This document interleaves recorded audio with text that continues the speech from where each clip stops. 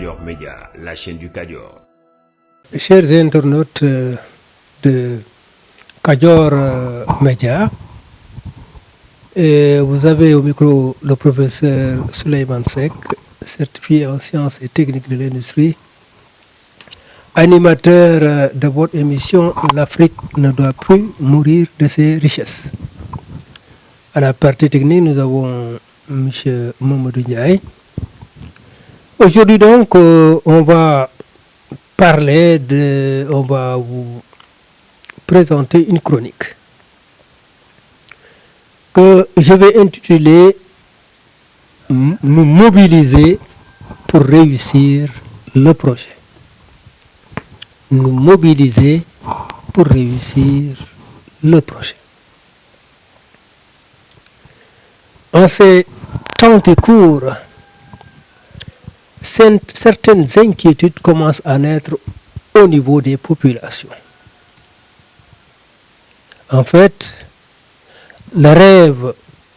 pour ne pas dire le grand rêve que portait le projet, ne scintille plus comme avant. Et les sacrifices que les uns et les autres ont faits méritent certainement plus. Il est important dès lors de devoir nous remobiliser pour encore redorer le blason de notre projet. Un nouveau espoir doit naître et nous devons le porter. Pour cela, on ne pourrait éviter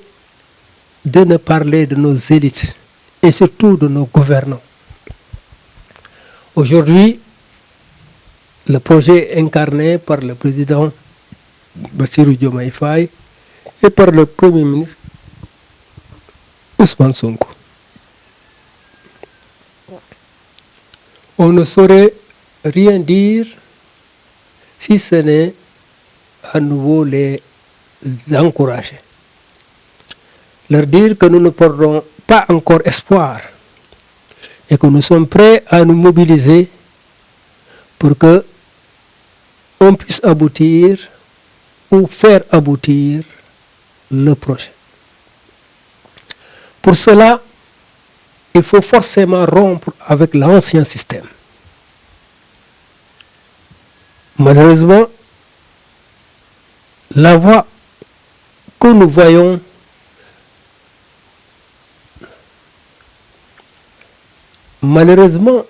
la voie dans laquelle nous nous sommes engagés est minée par l'ancien système. Comment faire une politique sans moyens? Or, les moyens financiers sont justement entre les mains de l'ancien système. Parce que le système n'est pas seulement sénégalais. Le système, c'est un grand système mondial. Certainement, on disait que Pastef a mis au devant de la scène la problématique du droit. Maintenant, au Sénégal, tout le monde presque comprend le droit. Parce que tellement le droit a été malmené. Aujourd'hui aussi, une nouvelle porte s'ouvre à nous, c'est de savoir comment est organisé le système. Certainement, certains noteront qu'on parle de plus en plus de monnaie, qu'on parle de plus en plus de dettes. Il est important de faire connaître au peuple les enjeux et de la monnaie et de la dette. Ce n'est pas pour rien que les porteurs de l'ancien projet ne cessent de parler de l'endettement de notre nouveau régime et le coût que cela porte. Pour nous, ce n'est pas la bonne voie. Ça veut dire suivre les voies de l'ancien système, même si ils nous ont fait porter la camisole de force, parce que, en fait, comment ne pas élaborer un budget sur la base de l'ancien système. Et dès qu'on élabore un budget sur la base de l'ancien système,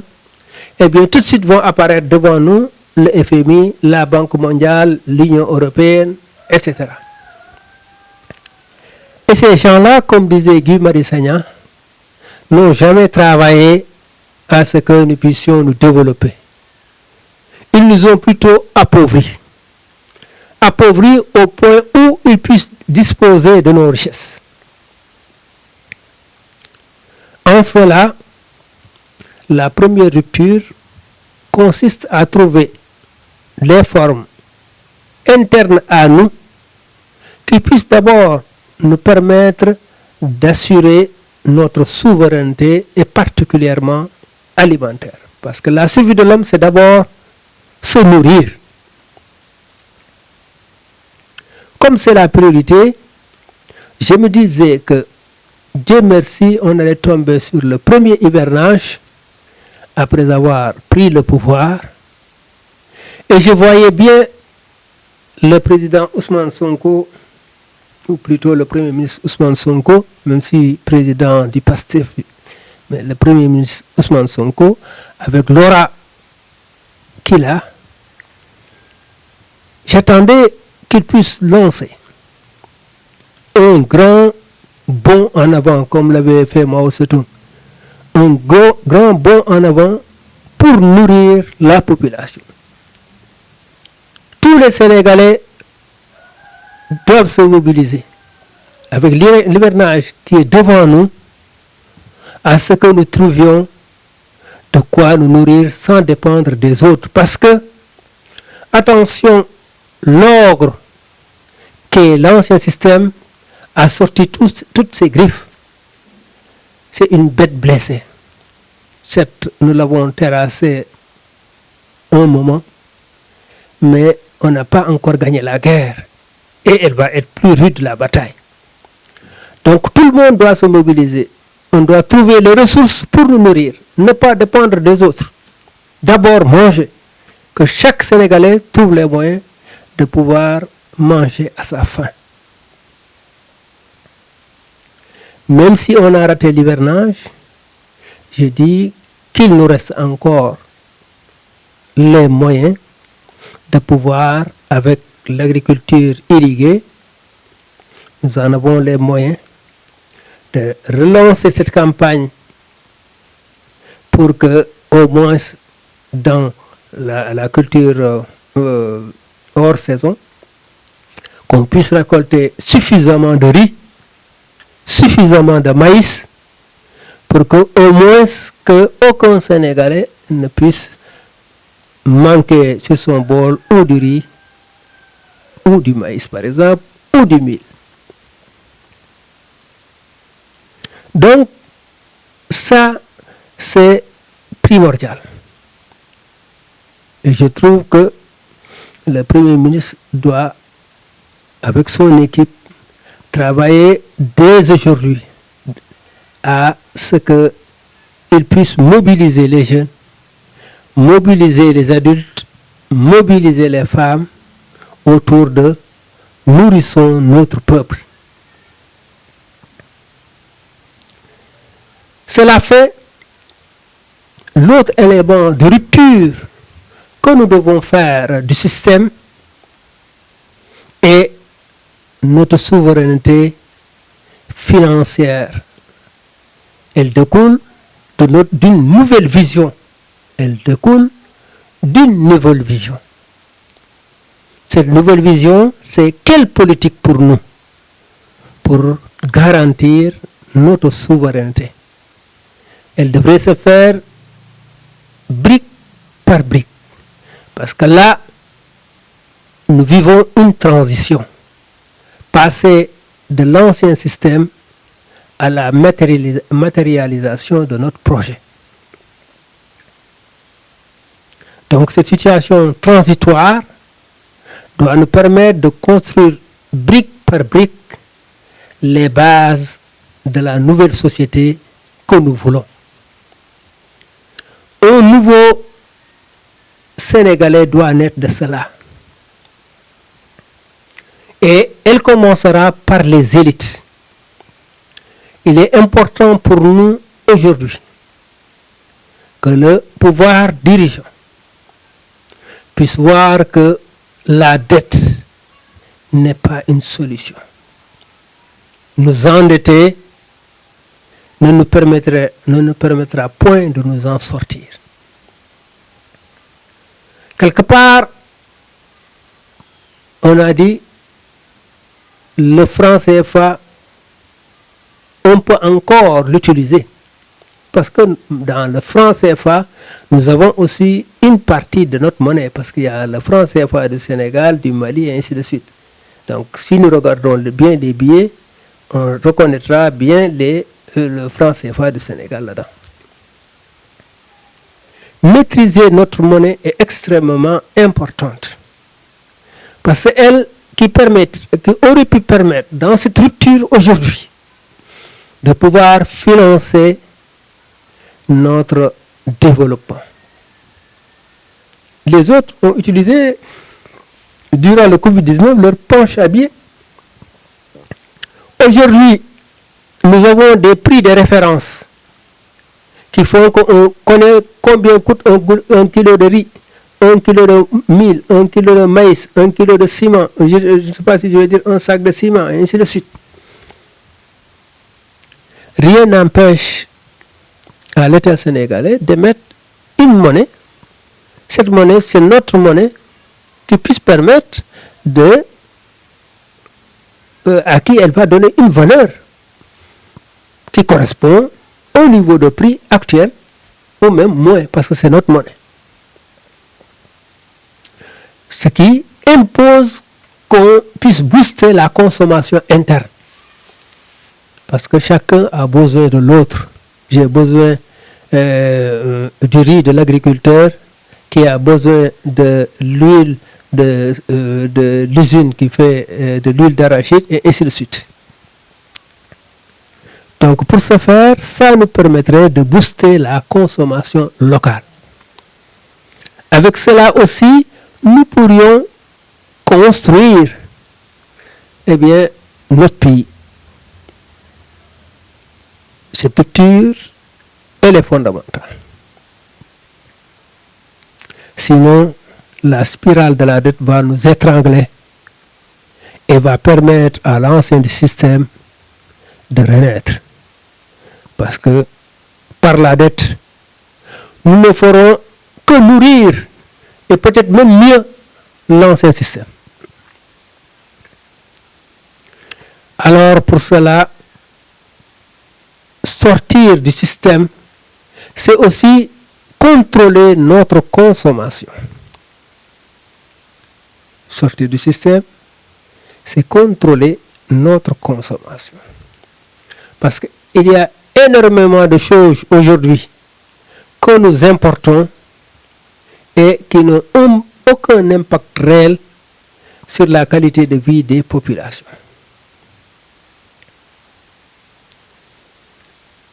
Si nous y travaillons, nous verrons qu'il y a énormément de niches qui pourraient aider à financer ce que nous avons comme objectif. Comment relancer l'espoir? Tantôt vous avez dit un nouveau nom à bâtir. Comment bâtir un nouveau nom et pouvez-vous revenir comment relancer l'espoir? Voilà. Relancer l'espoir, c'est d'abord voir sur quel pilier nous baser pour construire le nouveau Sénégalais. Le nouveau Sénégalais, c'est celui-là qui aime son pays, qui voudrait vivre heureux dans son pays, qui voudrait avoir un cadre de vie agréable, comme partout là où nous voyons des jeunes Sénégalais avec le Barsac en brassard, courir au risque au péril de leur vie pour aller voir peut-être mieux ailleurs. Le Sénégal n'est pas pauvre. Donc ce nouveau Sénégalais, c'est celui qui croit en lui, qui croit au Sénégal, qui sait que on doit nous serrer les coudes pour bâtir un nouveau Sénégal. d'accord est-ce que du loolu tamit moo tax ndaw yi bëri di jël gaal gi di dem fee nga xam ni maanaam mooy sa bitim réew ma est-ce que du tamit ñoom dañoo ñàkk espoir moo tax. waaw ñàkk yaakaar mun na am mais ñàkk yaakaar bi woon moo taxoon ñu jaay suñu bakkan ba jëlee fii ancien système bi léegi nag biñ ko fi jëlee ba pare ñun ñoo war a gëm sénégalais bu nekk war na mën a gëm ne ñun ñooy tabax suñu réew du Sonko ak Diomaye yi ñooy nar a tabax réew mi de déedéet ñun ñëpp ko war a taxaw pour tabax réew su boobaa nag fokk ñu xam ñun lan la ñu soxla lan la ñu soxla d'abord parce que dafa am li ñuy wax priorité fekk gisuñu yan mooy prioritaire yeeg soo moytul dañuy passer à côté priorité yi bokk na ci mooy Sénégal bu nekk mën a am condition yi nga xam dina permettre mu lekk ba suur d'abord moo jiitu parce que yeneen yëpp ay caaxaan la maa ngi doon wax quelque part ne su ngeen seetoon waa Sénégal ñaata téléphone portable moo nekk Sénégal on est 12 je veux dire on est 20 millions de Sénégalais mais lu mu bon au moins 12 millions yi au moins ku nekk am na téléphone. te xam ngeen ne Sénégal téléphone bi fi gën a yomb 5000 francs la 12 millions multiplié par 5000 francs ñaata la.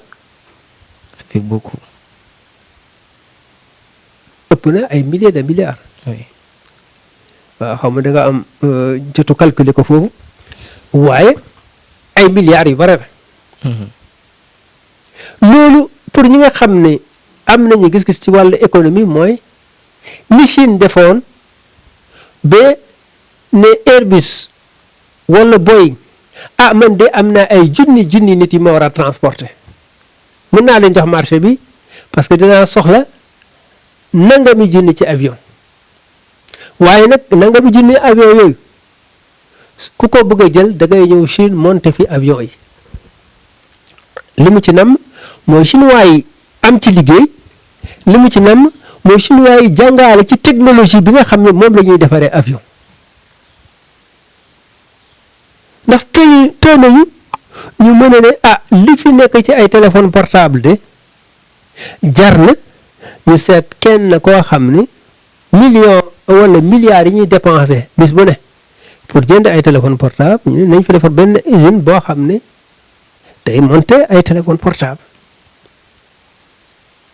ñu jaaree fa am yoon pour mën a ubbi buntu mën a defaral suñu bopp suñu téléphone portable bopp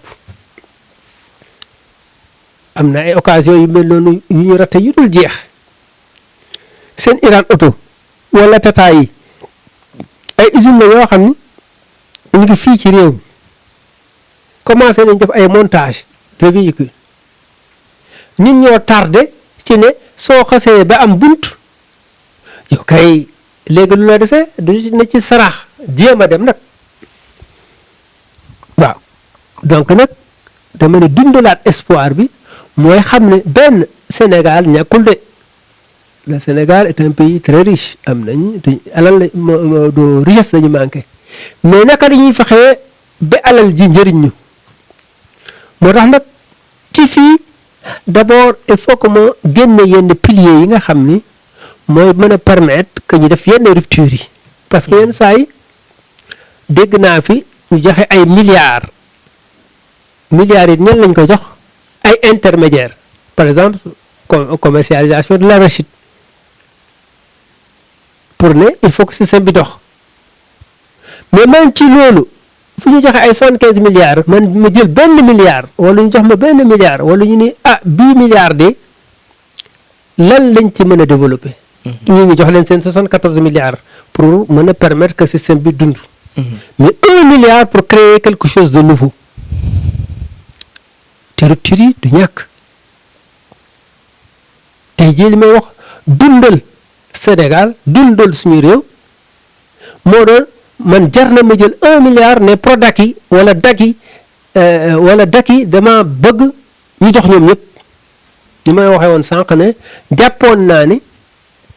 jël nañu nguur nawet baa ngi ñëw Ousmane Sonko am na lu ko yàlla may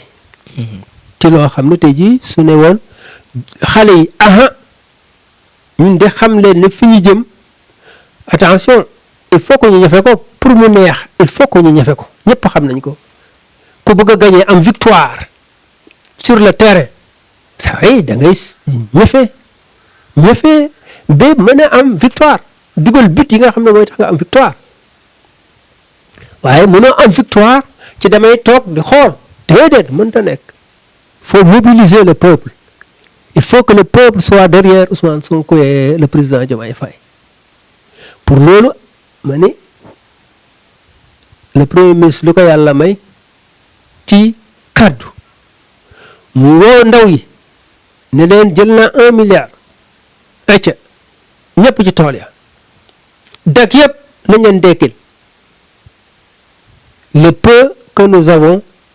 xale yi dinañ fa dem dinañ fa ñafe te dinañ récolter vallée bi tamit la même chose fi ñuy bàyyee ceeb on a besoin de nourrir le peuple naka lañ leen di jàppale ba récolte yi ñu am lu ci doy. mais soo xoolee jeunes yi sànq maa ngi dégg nga naan jeunes yi pour ñu dem bay ji mais y a certains jeunes yoo xamante ni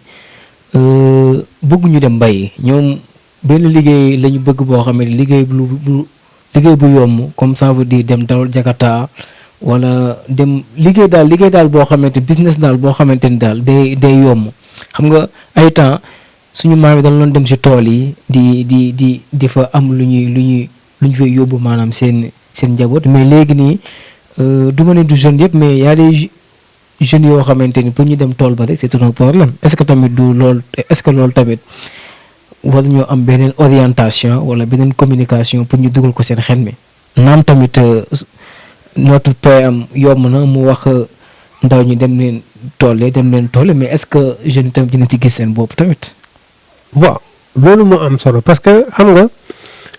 kenn du fecc ci yàlla naa dee. kenn du fecc ci yàlla naa dee. gis nga soo xoolee concours enseignants yi de plus en plus léegi xale yëpp ngi jéem a jàngale ji parce que lan l'enseignement commence à bien payer ñu bare tey jii dañuy def concours enseignement. te léegi même da ngay dem ci école primaire yi gis ay maîtres yu am oto. or amoon na ay temps même lycée yi sax professeur bu am oto doon jafe gis donc su fekkee ne gis nañu njëriñ ca la ñuy def rek dañ koy def bay tamit bis bu ñu gisee ne mbay mi kat mën naa ci am lii doo gis ni ñuy njëkkantee comme ni bi ñuy ne maye visa dem Espagne. pour lan dem witti ay fruits foofu et bien ni ñu ciy dem njëkkantee parce que teraanga ngi ci ginnaaw fii tamit suñu gisoon teraanga ci ginnaaw rek nga gis ñu taxaw ci. est-ce que loolu du tax suñu économie gën a wàcc parce que soo jëlee jeunesse bi yóbbu leen Espagne suñu économie bi du wàcc wala. non du caa gën a loolu mooy wàcce économie parce que. du jeunes yëpp ay dem. dafa am ay jeunes yoo xam ne parce que am na yoo xam ne ñi am chance su dem rek ñooy dem du ñëpp mën a dem ñi am chance dem mën nañ dem ñi ci des dama ni yaakaar bi ñoo ñu am ba ñoom ñëpp bëgg a dem soo leen waroon yaakaar fii rek dañu fii des te loolu man dund naa ay exemple yu dul jeex fii ci Sénégal ci réew mi man fële ci Lac de Guiers vivre naa fa benn expérience benn village boo xam ni benn toolu comme yu nekk ci Espagne yi ñu fa def tax na ba village ba taqoon foofu wala village yi taqoon foofu ñoom ñëpp en une année dañoo changé bi may laaj chef de village bi parce que dañu amoon projet bi ñu doon liggéey ndox moom man ko may yéen lu xew mu ne ma c'est que ñenn ñi dañoo xamul impactu lii ci ñun mu ne xoolal journée 3500 la. journée 3500 su dee yow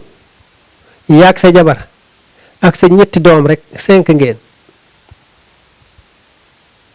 5 fois 3500 par jour ñaata la sa calculatrice bi nga doon mën na dox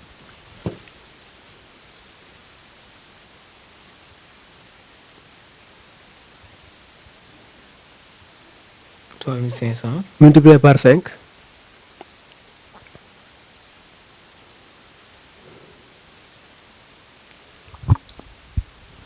17500 multiplié par 25 jours multiplié par 25 jours ça fait 437500 mooy kër gi suñuy liggéeyee ba weer wi dee am nañu 37500 437 500 ci seen biir kër. ñoom 5 ñooñu rek. alors que ñoom pour amoon 100000 francs sax problème la woon mu ne xoolal loolu nag su dee am nga ko même su doon juróomi weer rek ay billion dugg na sa kër. mu ne nag lii moo tax xoolal kër nit ñaa ngi tabax nit ñaa ngi am seen télé nit ñaa ngi am kii mooy amélioration qualité de vie bi xoolal ab tool rek amélioré na qualité de vie wu waa dëkk yi te defe naa daañu def benn reportage fii ci yoonu autoroute bi daañu am benn reportage bu ñuy def ci lu mel noonu pour won ne effectivement fii yaakaar baa ngi fi que tey jii sénégalais bi war a gëm sénégalais bu bees bi gëm Sénégal ne fii war naa fi mën a liggéey ba tekki fi war naa mën a liggéey Sénégal ba ñu ni Sénégal moo gën ci réew yi parce que loolu il faut que ñu gëm loo ko nit ñi il faut que nit ñi gëm ko ne Sénégal dañoo bëgg ni ñu jëlee woon Coupe d'Afrique bi ñun ñaa ngi fàttali ko Coupe d'Afrique bi ni ñu ko jëlee woon adduna bi yëpp ne Sénégal yéen a ngi fàttali ko 2002 tamit bi ñu demee Coupe du Monde ba bi ñuy door France dem ba quart de finale mais loolu ce nouveau type de Sénégal là il faut que mu gëm ne kenn gënuñu il faut que ñu gëm ne kenn gënuñu et de ce point de vue là nag il faut que ñu arriver à trouver les moyens de forger cet homme là de forger dans le cœur de notre jeunesse que am nañu lu ñu mën a def ba réew mi xeqi te loolu nag dama ne li ma doon wax léegi Ousmane Sonko su jëloon baatam ne am na ay suuf yoo xam ne jël nañ ko ba pare parce que Prodac dafa am ay suuf yoo xam ne dañ ko jëloon ba pare génne woon def ci ay milliards pour que lépp sotti pour que xale yi suñu demee foofu dinañu mën a liggéey comme tool yi ma doon wax nii léegi ñoom non seulement ay millions dañuy kam mais mën nañu liggéeyloo sax ay nit ñu am ci ay comme li ma doon wax ne kër gu nekk am 400000 francs par mois. ak su dee nag xam nga ñun 5 xaale la ñuy wax ñu ëppale loolu nag ñu am ñaari jabar ak ñaari surtout foofu. ak seeni doom loolu ñaata la. kon nga gis ne impact bi yaatu na ci li nga xam ne mën na tax ba espoir bi dellu si ñu gëm suñu bopp gëm ne ndeke mën nañu créer de la richesse avec ce que nous avons. D'accord. ñu dem si comment impulser une politique d'emploi des jeunes sànq wax nga ko d'abord puis les femmes yaa ngi wax sànq góor ñi mais gisaguma nga wax si wàllum jigéen ñi ñoom tamit. waaw xam nga ni ma waxee léegi ci mbay mi ne pourtant de am na possibilité loolu fii tamit ci wàllu entreprise dafa am système français bi lu mu ñu gëmloo avec le syndicalisme mooy borom entreprise bi ak liggéeykatam yi ay noonu lañu borom entreprise bi day exploiter ouvrier yi gëm ne dañ leen di exploiter or entreprise du loolu am na lu ma def fii sama tableau bi ci ginnaaw pour rompre ak l'ancien système il faut que ñu amaat une haute vision de l'entreprise. D'accord. Peut-être que dama koy commenter rapidement. Donc li ma doon wax mooy dafa am lu ma bind fii ci tableau bi pour mën a gën a expliquer li ma doon wax léegi il faut que suñu projet bi ñu mën ko gis comme ni entreprise war a doxee ñu am gis-gis bu leer ci lan mooy entreprise d'abord ñu gis ne entreprise dafa am loo xam ni daf koy mooy lii tax mu li koy ràññee capital mooy alal ji nga xam ne moom la ñuy def moom la ñuy yor pour mën a créer entreprise boobu su dee usine la il faut que nga am xaalis bi nga xam ne moo lay permettre que nga jënd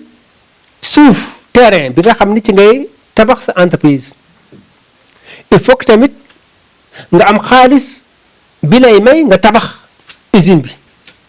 il faut que tamit nga am xaalis bi lay may nga jënd machine yi il faut que tamit nga am xaalis bu lay may nga mën a jël ay liggéeykat mën leen a fay su weer wi dee waaye nag entreprise comme ni ñu ko waxee entreprendre dafa laaj nga jéem a ñafe pour réussir parce que entreprise kat am na nooy yaafuusee da ngay échec. xaalis bi lu mu waree bare da ngay échec suñu projet bi tamit noonu la mel même suñu amoon àdduna ak li ci biiram su fekkee gëmuñu ne dañoo war a taxaw xam ne ñu taxaw ci suñu kanam pour ñu échouer li ñu jotalee nas ñu ngi taxaw temm pour que ñu échouer ko suñu taxawul temm saa waaye duñu egg mukk fi ñu bëgg a jëm donc nag ki def lii dafay jël risque. parce que nee naa su dee système français bi ki moom xaalis bi ak liggéeykat yi ay noon lañu. or waruñu nekk ay noon c'est des partenaires parce que kii kat soo amuloon xaalis bi mu am yow mii liggéeykat bi ci chômage ngay dee mais moom alal ji mu am jël na risque jël la yow liggéeykat bi est-ce que mën nga sa liggéey est-ce que sérieux nga ci sa liggéey sax mën sa liggéey te bañ a sérieux ci sa liggéey te moom su la xasee ba jël weer wu dee lay fay soo ko liggéeyee leen liggéey bu baax da lay fay soo liggéey bu baax da lay fay waaye nag dama ni il faut que ñu xam ne que borom entreprise bi ak liggéeykat bi ay partenaires lañu mooy kii kat gisoo ne liggéey jafe woon na ma lool. kii jox na ma liggéey. kon nag kii kat war naa ko fonk kat te am na leneen lu ci rax mooy bis bu demee ba jot salaire am su dee am na gis-gis bu mu ci war a gis am gis-gis bu mu war a am ci gis-gisu salaire am. mooy dina gis ne ndeke moom dañ ko jox salaire bi pour mu régler ci ay problème te moom suy régler ay problème day régler yeneen problème mu société bi salaire am bi mu am mooy su wàccee jóge ci usine am di ñibbi këram dina dem jël benn njagajaay mu nekk benn dépense ci moom. waaw mu nekk benn dépense ci moom waaye day nekk contribution parce que borom njagajaay bi ab entreprise la moom it dafa jël risque jënd ab njagajaay mais njagajaay bi su dee amul ay liggéeykat yu mën a indi 100 francs di ko fay moom entreprise am du dox. d'accord. kon déjà moom salaire am dafay contribuer ci liy tax société bi dox mooy moom dina ci régler problème mooy kilomètres yi mu naroon dox pour ñibbi këram njagajaay bi. da koy jox 100 francs mu yóbbu ko. moom ak yeneen yi morom. kon ku nekk kon da ngaa soxla sa morom. voilà d'accord. mooy waral njagajaay bi tamit war a respecter client bi koy tax moom mu mën a dox. ba tax na moom it dina dem ba soxla jënd essence.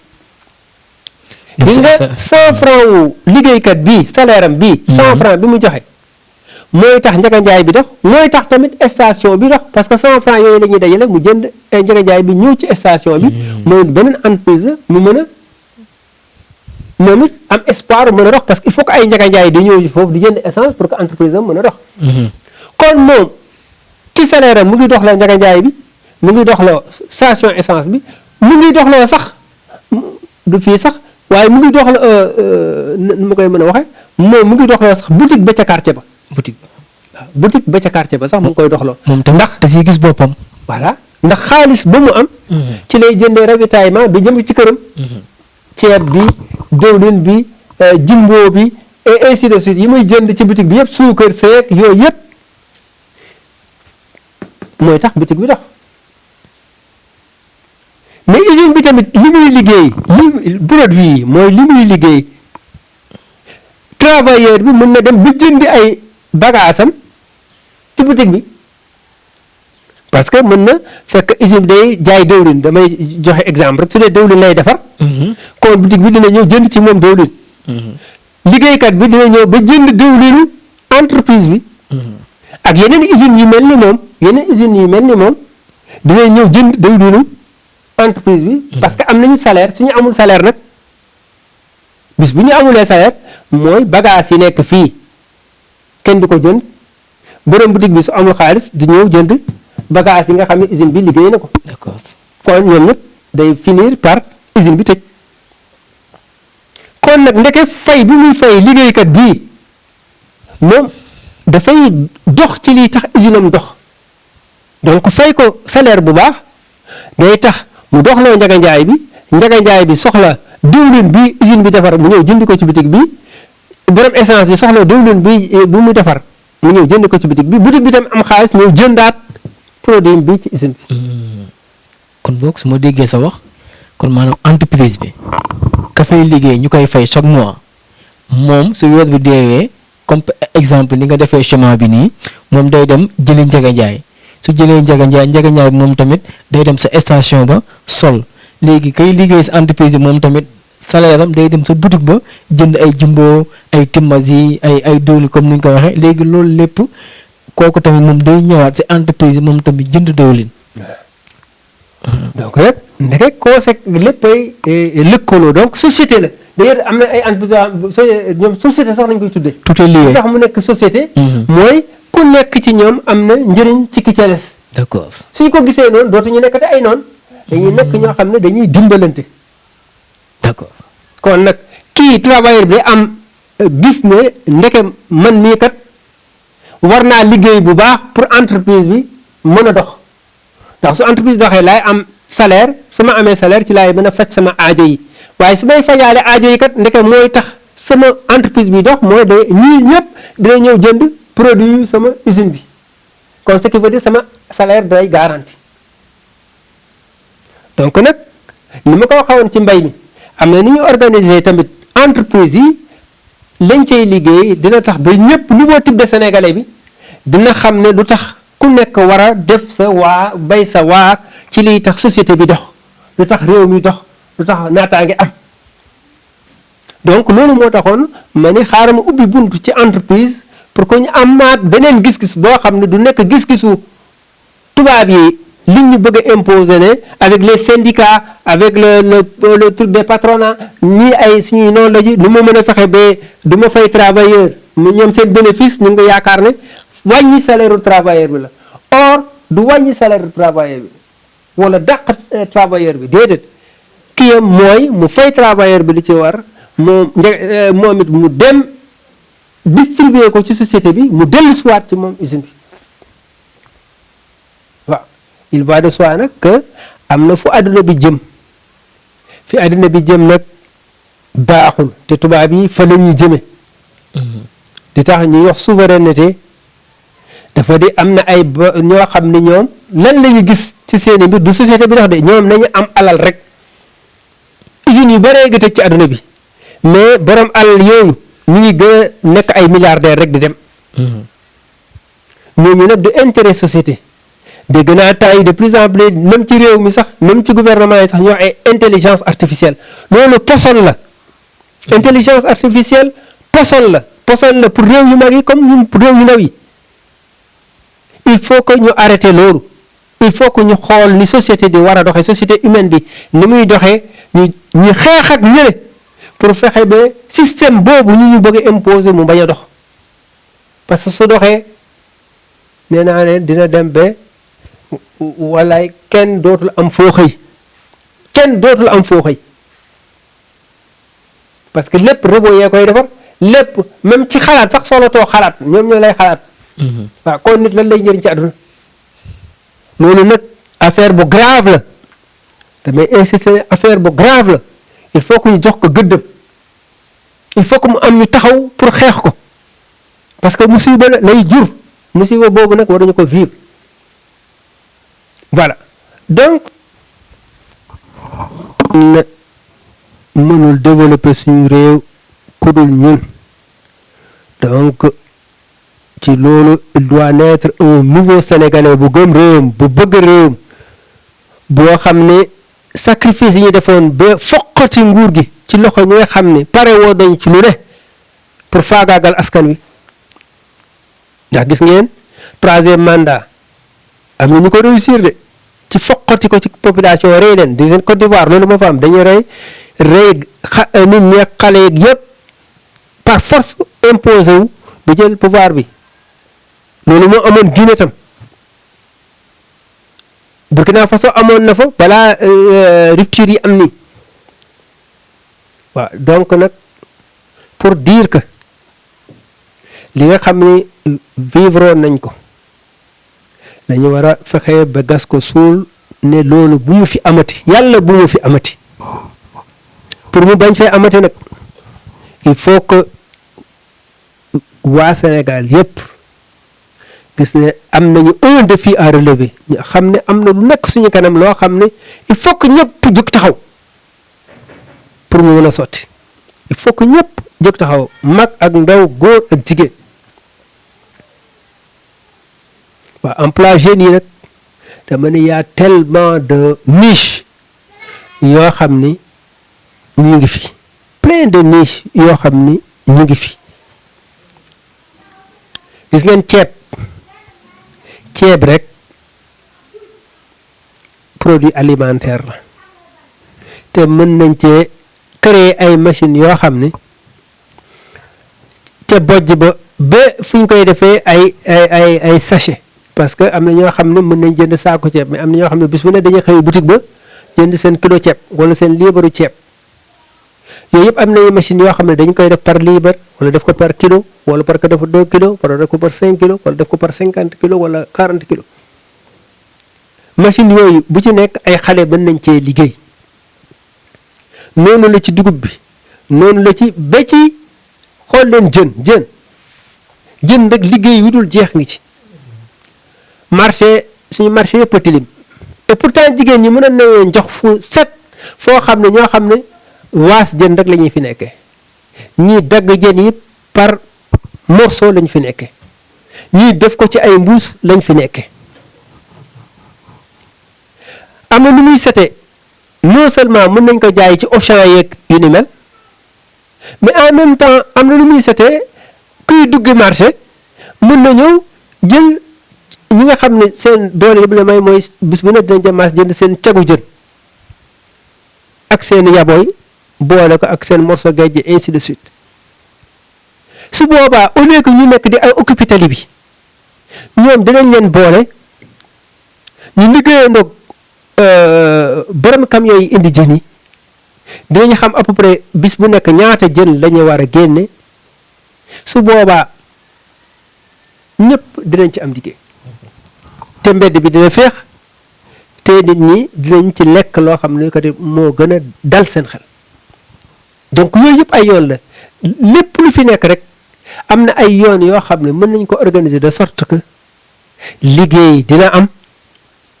ku nekk di nga am ci loo ci suturloo ku nekk di nga am ci loo ci yóbbu sa kër te du yàq dara ci li nga xam ne mooy nekkinu doomi aadama yi au contraire day améliorer la qualité de vie des populations au lieu que ñu toog ci buntu parce que soo demee ko dem marché bu mag ba gis ni mu mel mais di nga xam ne pourtant de am na lu gënoon lii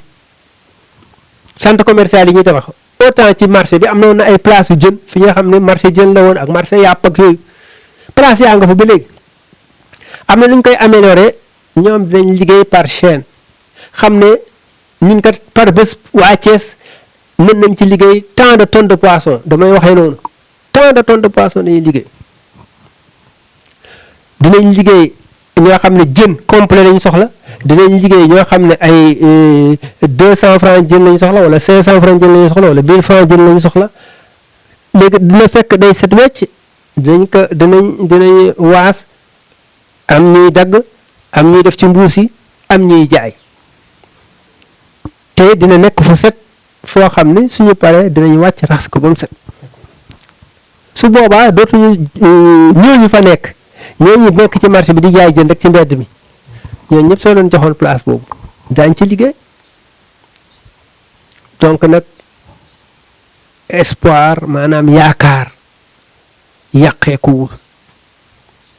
suñu jaaree fi ñu war a jaar xool priorité yi yàlla ñu bañ a topp système bi parce que système bi li mu ñuy imposer rek mooy nous endetter toujours nous endetter ñu oser def les ruptures li ci soxla pour ñu def ko ci endettement ñu mën ko mesurer li ci des ñu xam ne fii suñu priorité ci biir réew mi la te li ci priorité bu njëkk mooy nourrir notre population te liy nourrir suñu population tamit bu ngi fi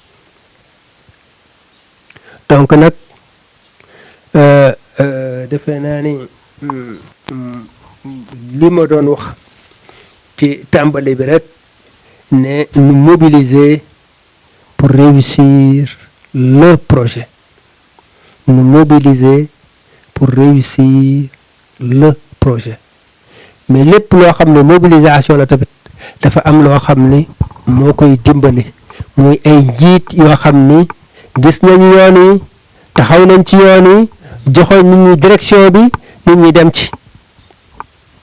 waaw man sama gis-gis mooy tey jii war nañu exploiter point fort Ousmane Sonko relation bu mu am bi ak jeunesse bi pour pouvoir booster à nouveau li nga xam ni mooy un Sénégal nouveau un Sénégal prospère fexe ba li ñëpp bokk ñëpp mën cee jot te loolu mooy Sénégal bi nga xam ni moom la ñu yaakaaroon ci projet bi voilà kon nag mbokk déglukat yi ñu ngi tëj émission bi fii te di leen jox rendez-vous fii ak i fan donc ci micro bi professeur Souleymane Seck la woon ci partie technique bi Mamadou Ndiaye.